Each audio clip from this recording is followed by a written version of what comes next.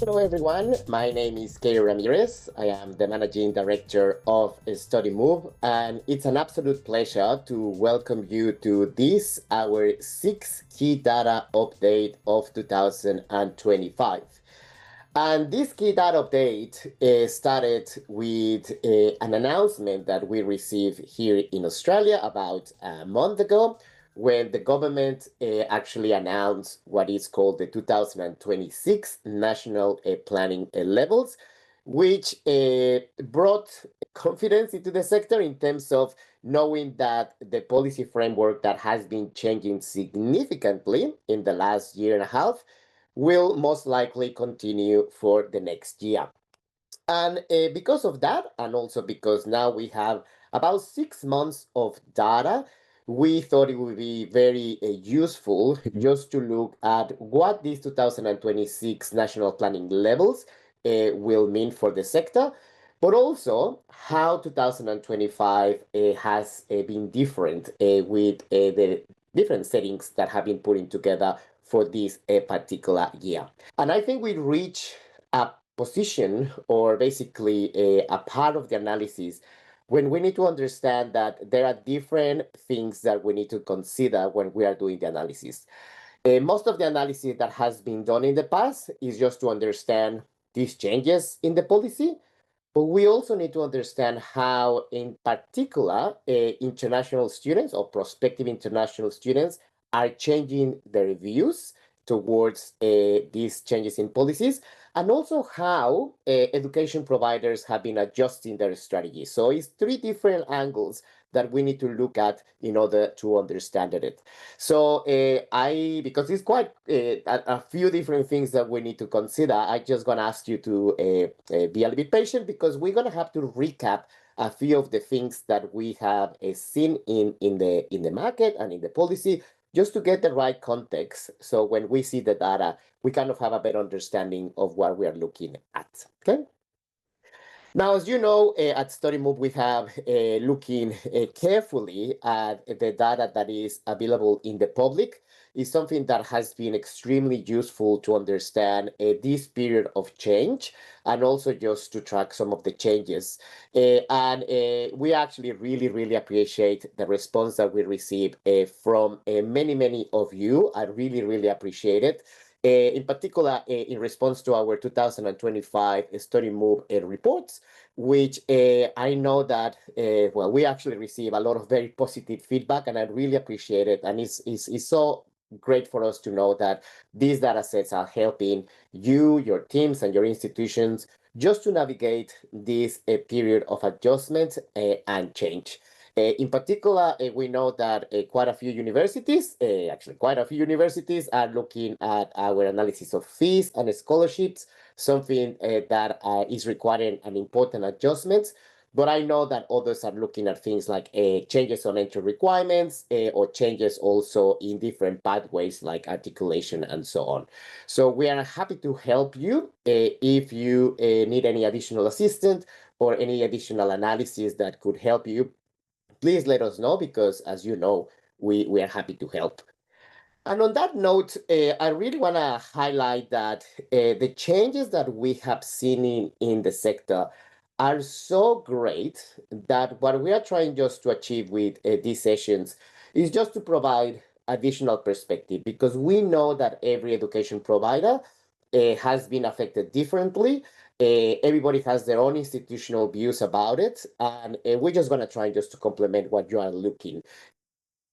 So today, what we're going to try to cover, of course, is national planning levels for 2026 and the effects of Ministerial Direction 2000, no, I hope we don't get to 2000, Ministerial Direction 111. In order to do that, I just want to take a few minutes just to do a little bit of policy recap. And this is when I said, please be patient with me, but it's important just to see all the changes that we have seen so we get the context of 2025, which is probably the core aspect of what we're going to look in this session. And we're also going to bring together some of the institutional responses that we have identified at this stage. So let's start just very briefly doing a little bit of a recap of the amount of changes that we have seen in the policy framework here in Australia towards international education. And I think this is important because it's very, very essential to understand that it has not been only one particular change in policy. It has been a set of policy that has been changing over time, all that actually has been changing and reshaping the way in which we're engaging with international applicants. So you can see a few of them in your screen. Then we also need to remember that towards mid-2024, we had that discussion in the Parliament about the implementation of caps for international students. It was a change in the ESOS Act, which was never voted, but some of the essence of that proposed changes on the bill, I think they remain in the different policies that are actually currently affecting the sector. Is basically a set of policies that are trying just to basically reduce the number of student visa holders. And that's actually one of the big changes that we have seen in 2025 because the proposed changes on caps was never voted in the Parliament. That's when the government actually decide and implement Ministerial Direction 111, which we'll talk in more detail just in a few minutes. But it has been so many different changes that it has been quite a volatile environment and quite difficult to track, especially for education providers, how changes are affecting student preferences. And we're going to start to look with the data some of those changes now that we are actually heading into a more stable policy framework. Okay. Now, something that I think is very important just to recap and to remember are what we believe are the two main intentions of these policy objectives. Basically, what are the main intentions of the government in putting together all these policies? Now, of course, it was an electoral cycle in between. Of course, also, it was the two main political parties. It was not only one, the two main political parties talking about this need of changing the policy framework. But overall, I think it's important just to summarize that the number one objective from these policies point of view, it was to reduce the growth of student visa holders. And from a policy perspective, from the government perspective, this definitely has been the case. What you are looking at the screen now is the 12-month rolling average since September 2021 all the way to June 2025. We use a rolling average for student visas granted, and we also look at student visas lodged. What you are looking at the moment on the screen is just visas granted. But I like to explain that we use the 12-month rolling average because there's a lot of volatility when you look at this metric month by month. So when you actually do the average of the last 12 months, it really gives you a better perspective on what's the actual trend in the number of visas granted every month. And as you can see, in July 2023, we reached the peak in the number of the 12-month rolling average with more than 40,000 student visas granted in that month. And since there, due to the implementation of these policies, we have seen a sharp decline in the number of visas. This is the long term, and this is across all sectors.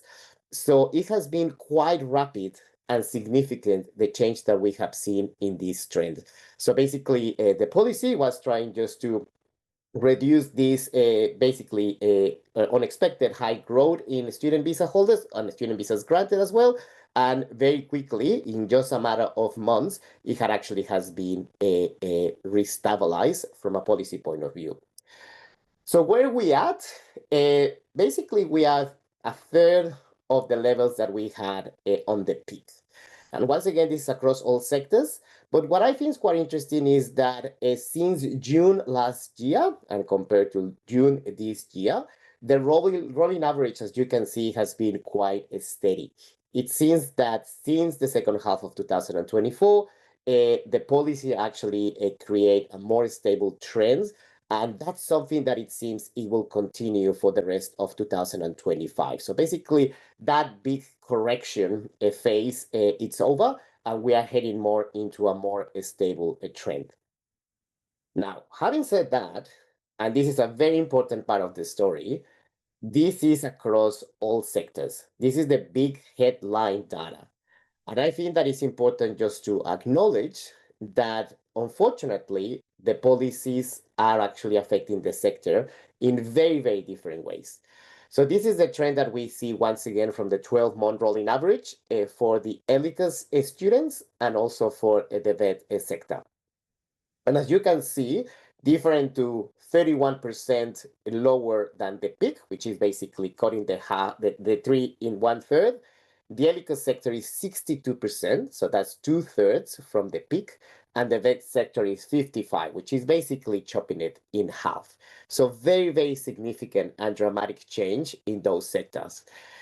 Which, in contrast, the school sector actually, with lower numbers, we should say that, is only 6% lower from the peak, and the higher education sector, 18%, which is also significant.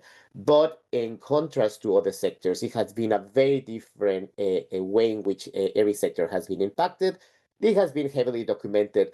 But I think it's very important just to acknowledge this, because when you talk to different parts of the sectors, obviously everybody is in a different part, on a different position. Even within higher education, we know that universities have been impacted also differently.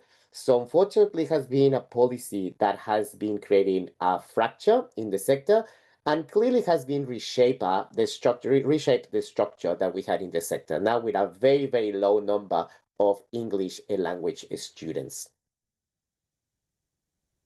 So overall, all these policies that have been together, from a policy point of view, they basically reach their goal of reducing the growth of student visa holders.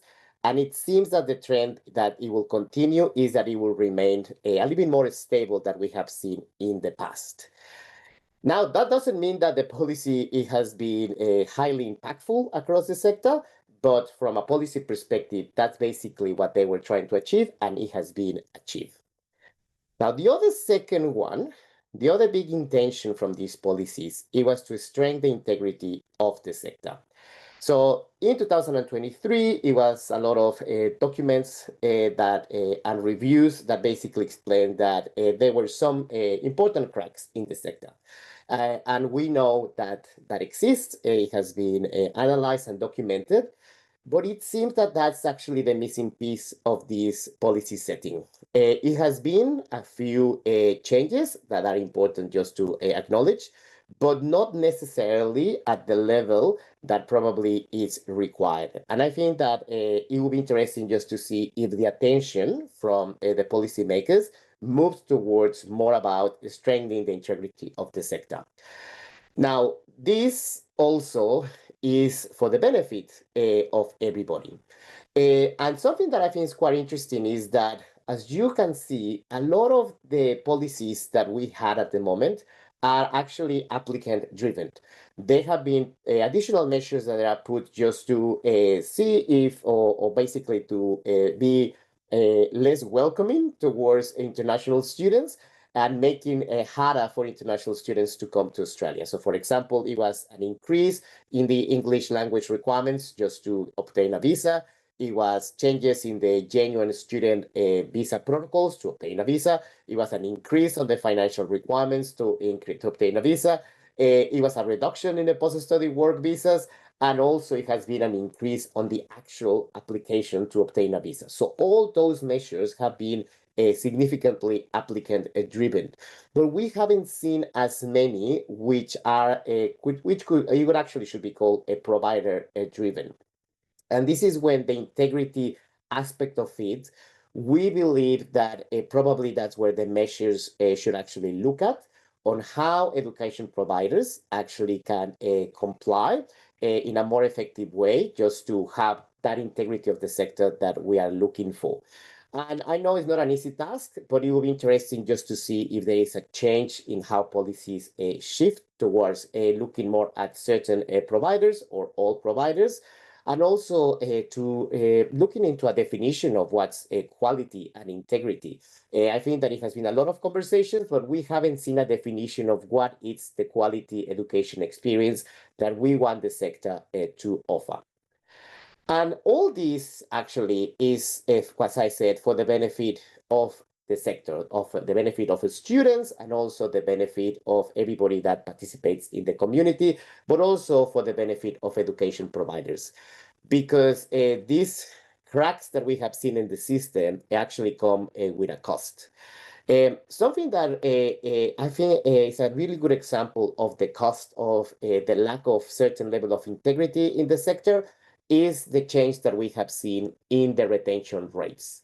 So what we have identified, and this is data that you can find from the Department of Education, is that it has been a drop in the, and this is just to make it clear, this is the first year retention across universities in Australia for undergraduate international students. That's the metric that is reported by the government, and that's the one that we are looking at. So basically what is telling us this metric is that in 2022, the students that start in 2022, 92.3% on the average across the universities moved to the second year. That actually changed quite significantly. And in 2023, the retention figure is actually 82.1%. Now, it doesn't seem like a lot, but when you look at the detail of the data, 33 universities actually decreased their student retention rates. And as I said, 8% doesn't look like a lot, but we did some initial analysis of what is the financial cost of this across the university sector. And I think it's actually quite significant and something that shows how important is just to have the right group of students that actually maintain and stay in the program until the end as much as possible. Now, just to give you our analysis or initial analysis of cost, let me just give you these figures. So universities overall report about 120,000 international commencements in 2022. And from there, because we had a retention of 82%, so about 98%, 98,000 actually continue to the second year. So that's the retention that we got. So basically 98,000 continue to their second year.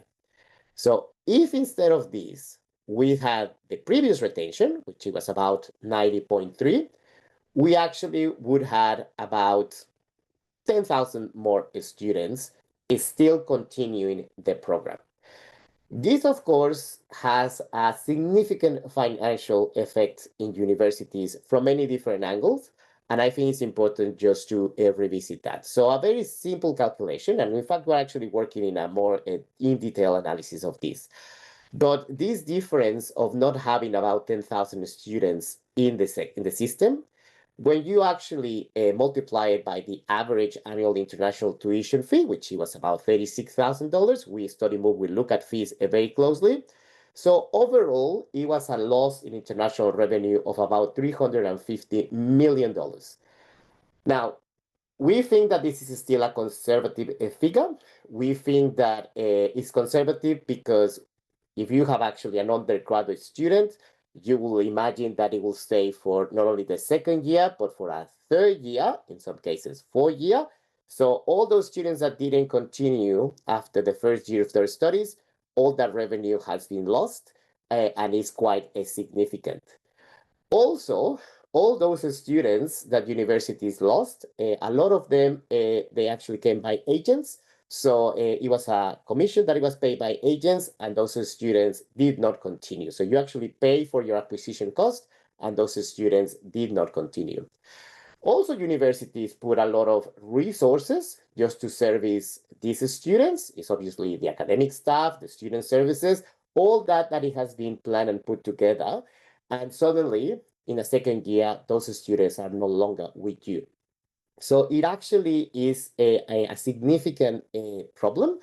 And unfortunately, this seems that our students who are not jumping to another university, it seems that they're actually jumping to another higher education program that it had a lower fee, probably with another provider, or probably they went to other sectors just for the affordability aspect of that. Now, this is one of those issues that we have in terms of integrity that hopefully it will be resolved. And definitely education providers like universities have been affected by this quite significant.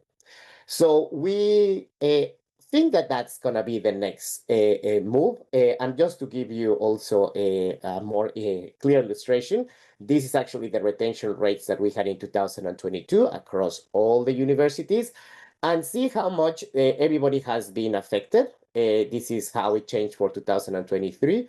So as you can see, pretty much every single one of the dots have been affected. And it's actually quite an issue that we know universities are trying to address.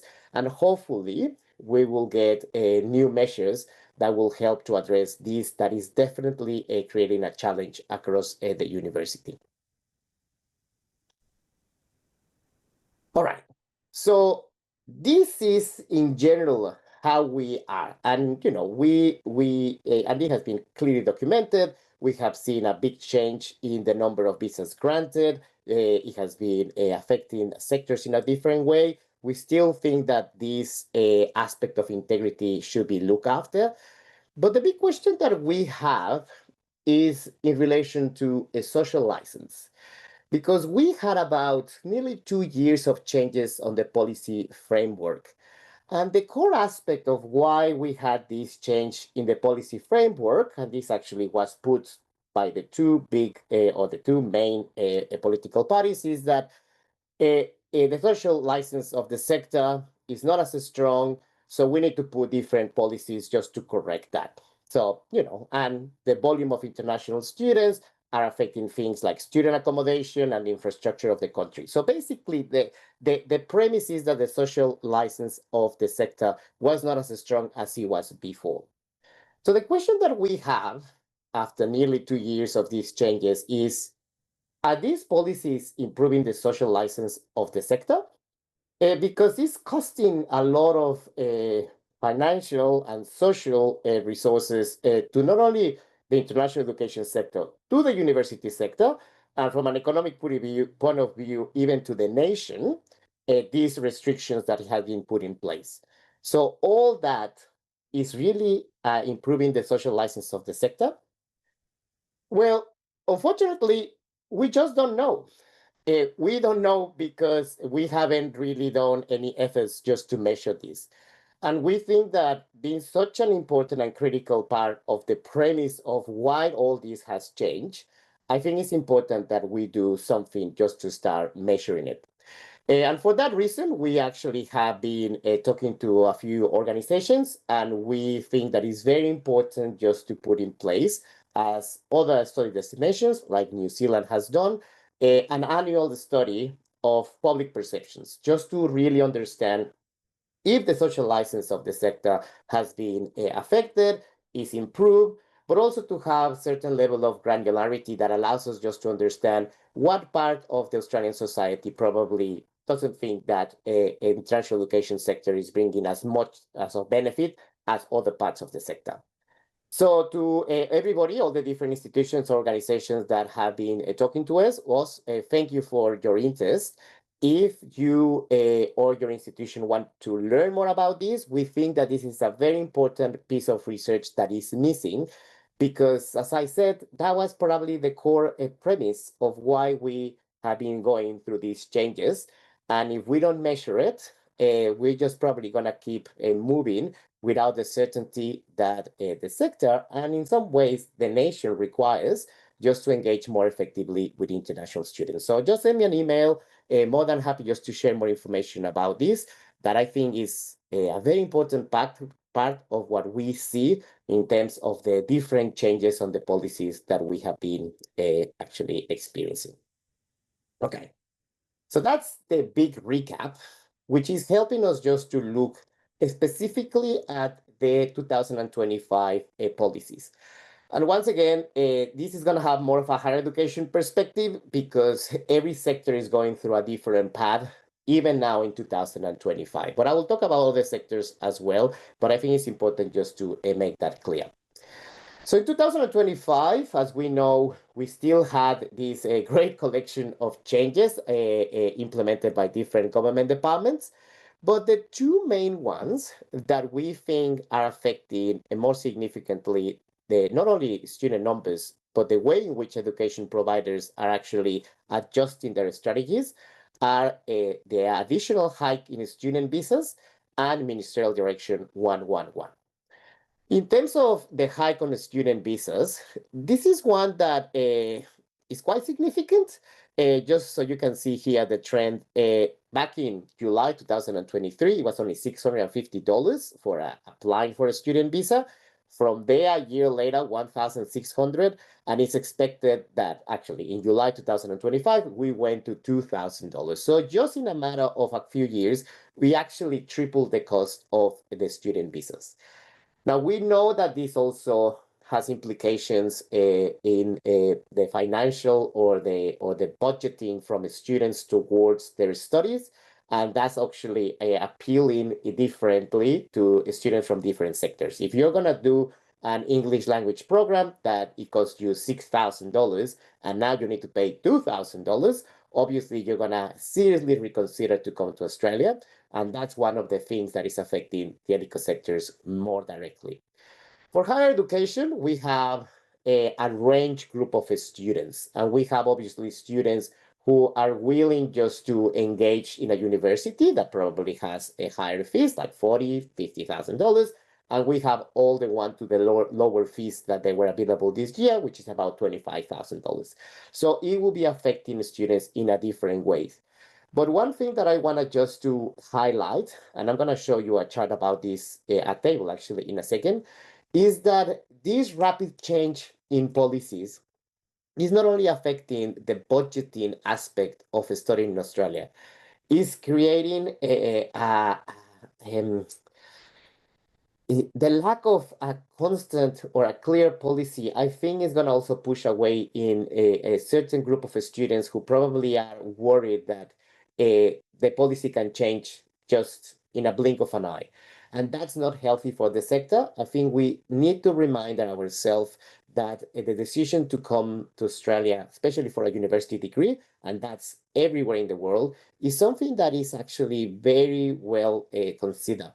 And when you have a policy framework that is changing so quickly, it's actually taking away some of those students who are actually a risk adverse of seeing changes in something that is so significant in your life. So I think we need to be very considerate about it and not only look at how the financial aspect of this may actually move some students away from it. It's also about these changes in the policy that could be affecting them.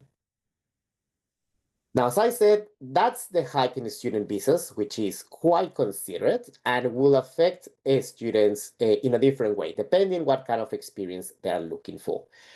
The other one that is also very well documented and we'll look into more detail is, of course, Ministerial Direction 111, which rather than a hard cap, this actually is a measure just to slow down the processing of student visas. And that, which is a small difference, is actually quite significant in the way in universities in particular are actually changing their structure and their strategies. And we need to talk about that. Because when you have a hard cap, you just say, this is it, this is my limit. But when you actually kind of work and manage your numbers of students, it actually gives you some room just to calculate or actually look for ways in which you can more effectively engage with international applicants.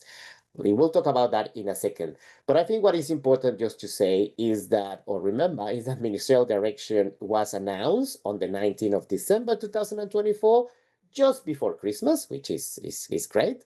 But the point is that most likely this policy did not affect the first intake of universities. You know, we're talking about most of universities start in February. By December, most of the students already had their visa. So the effect of Ministerial Direction 111 are most likely to be seen in the second half of the year for the July, August, September, and October intake, when universities probably reach that quota, and that's when they actually had to manage the slowdown in the processing of visas for their students. Okay. Now, as I said, what I think is quite interesting is just to see how this, which doesn't seem that it was a big change, but it actually has changed the way in which universities are actually responding. We have been talking about this for a long time. We have been talking about how, before we start in these changes in the policy, pretty much every university had the very similar playbook, the similar set of rules. Obviously, some universities have more resources to engage with international applicants or a higher interest, but everybody have very similar conditions. Then when we had in 2024 the potential hard caps, that basically create two very specific groups. A group of universities who actually were completely constrained because there was a cap, and then a group of universities that they had room to grow.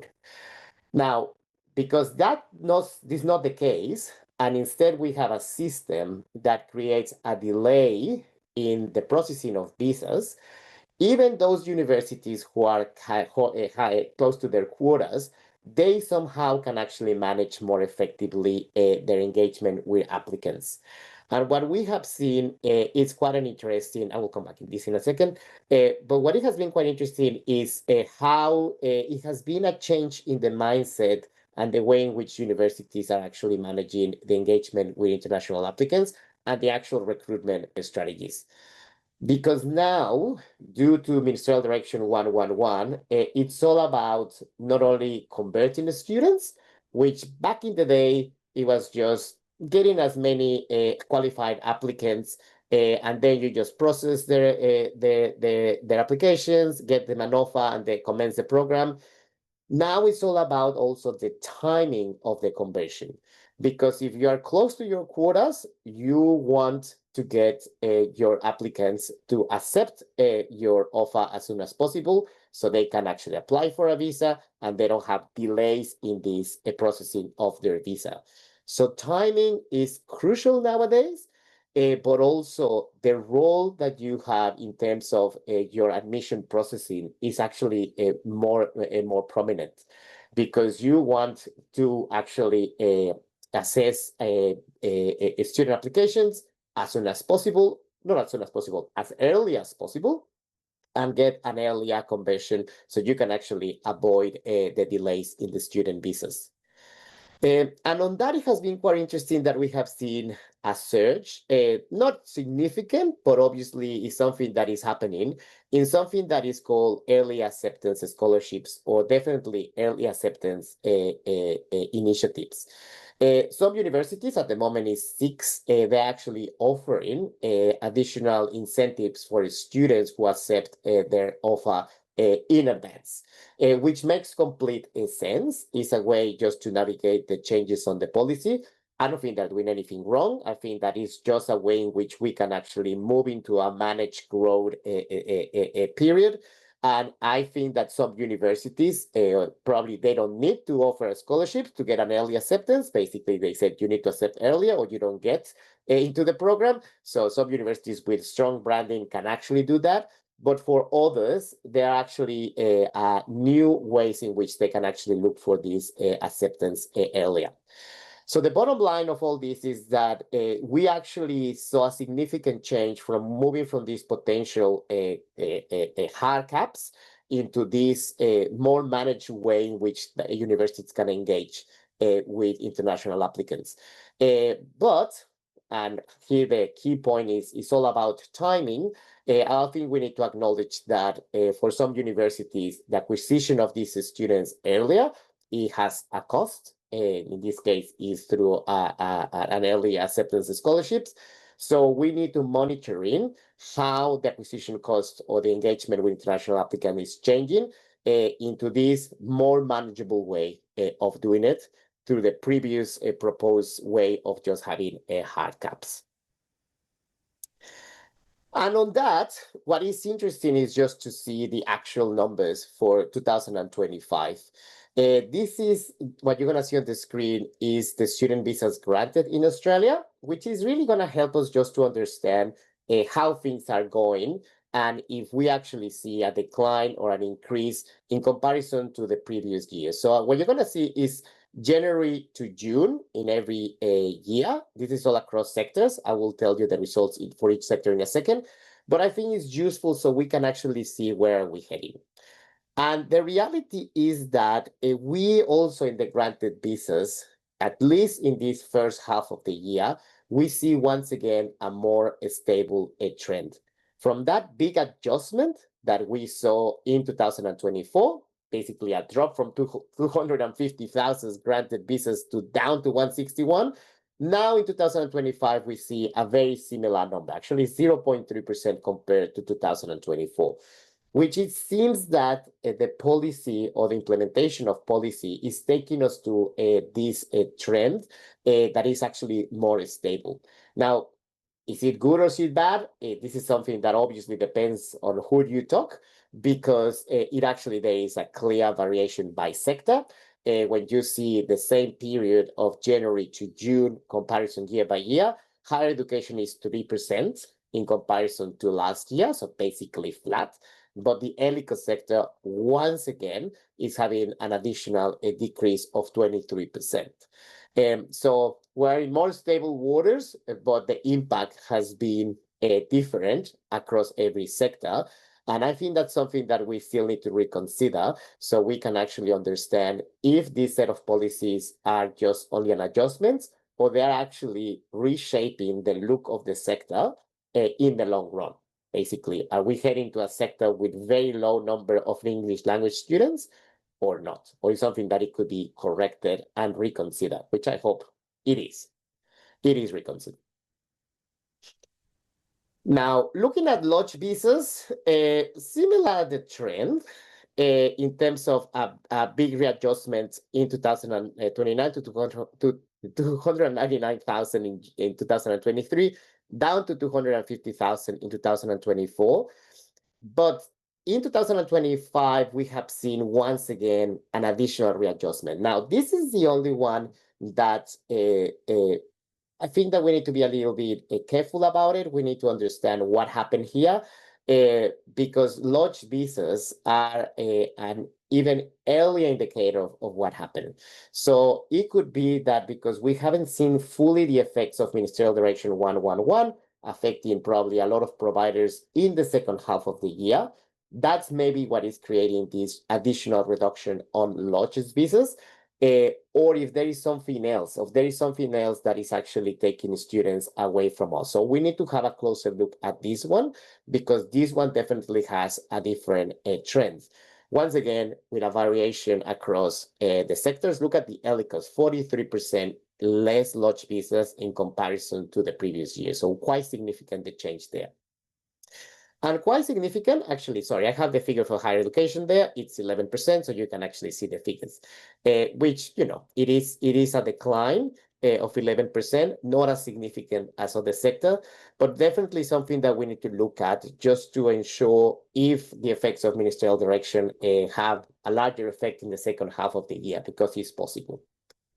What we know at this stage, and this is something that is quite interesting, is that the set of policies are also changing the actual levels by our top nationalities. This is only higher education, but I just want to highlight the figure that we had for China.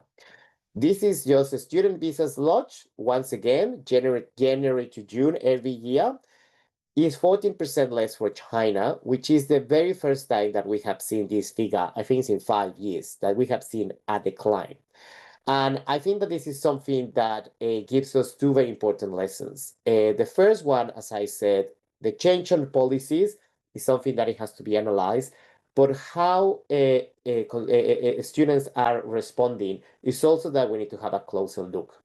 Because when you have a set of policies that are towards international applicants, you need to understand if cultural differences, if views about Australia are affecting more or less the way in which they are engaging with us. And definitely for China is something that we need to have a closer look, because China is, for it has been for many, many years, the number one source country for higher education in Australia.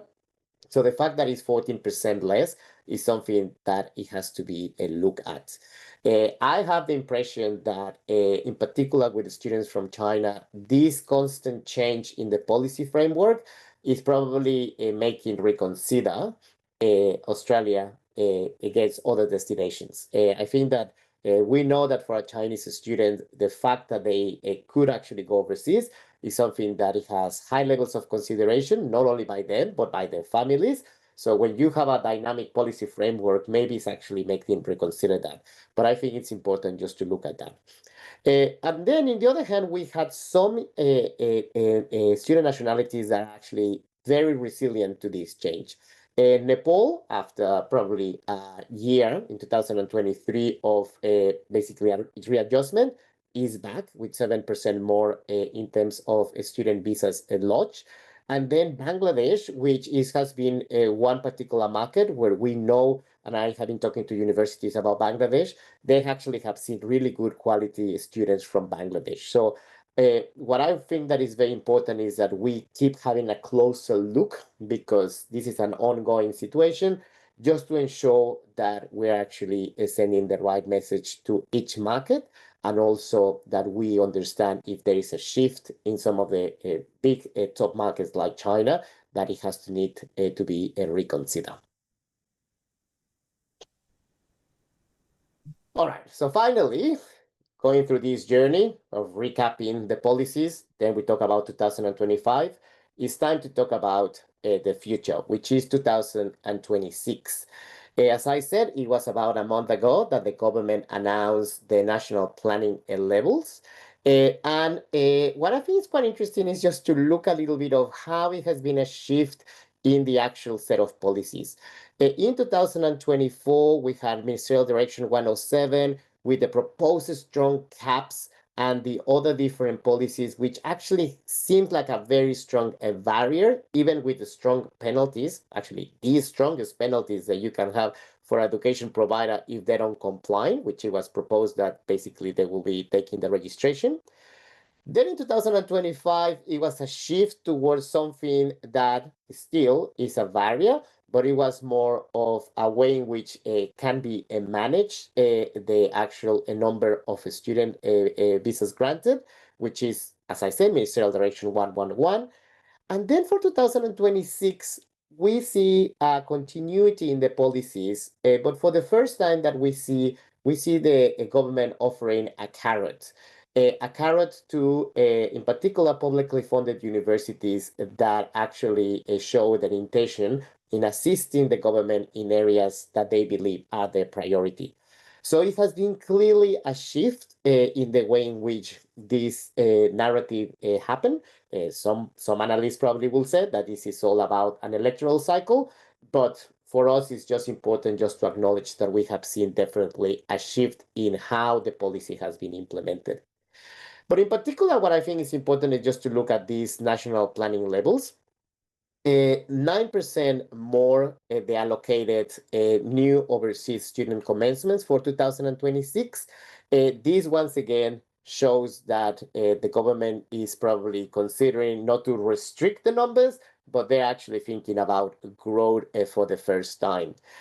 From these 295,000, 141,000 are actually going to public universities, and then based on our count, it has been 34,325 for private higher education providers, which already is giving private providers 4,000 more than what it was allocated in 2026. It has been changes in the definition of NOSC, a few more exemptions, things that I think are welcomed by the sector because they make complete sense, like the pathway students, that they should not count to your NOSC. So there has been good conversations happening that I think are actually welcome by the sector.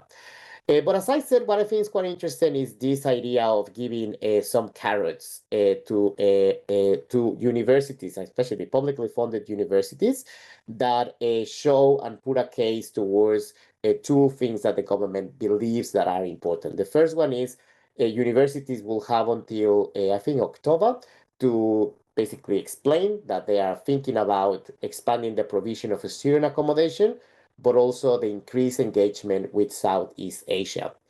And based on what we understand, but please let me know if we got it wrong, because the media statement coming from the government is not clear about it.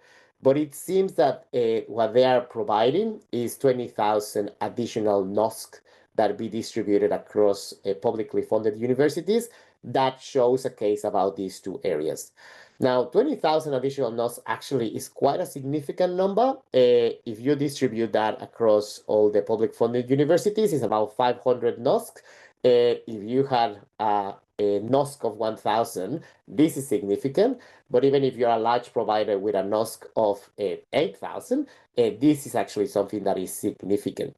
I think that this is welcome for a couple of reasons. It's the first time that we see that universities are rewarded for doing something that is on the benefit of what it's seen as the government agenda in the national interest. So I think that's something that brings direction and really helps the university sector just to stir their intentions and to their strategies in something that is recognized by the government and something as a priority.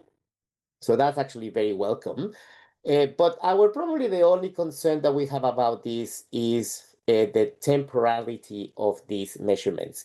And this is not necessarily the fault of the government, but because it's expected that next year, ATEC will look after this part of the policy, may not continue, or hopefully will continue. So we don't know. But it would be great if we get reassurance, especially in the area, both actually, student accommodation and the engagement with Southeast Asia, that this could actually continue for a few more years. So universities have the reassurance that if they put the direction of their strategies towards these areas, it will actually be paid off. At the moment, just for 1 year, it's hard to tell that every university, obviously everybody's going to try their best, but I don't necessarily think that it's going to change the compass if they don't know if this could actually continue for the next couple of years.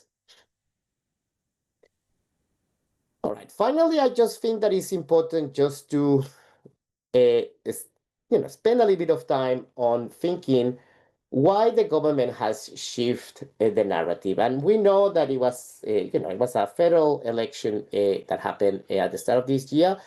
But why now we're actually looking for a more allocation of NOSCs? Why we are looking for these directions?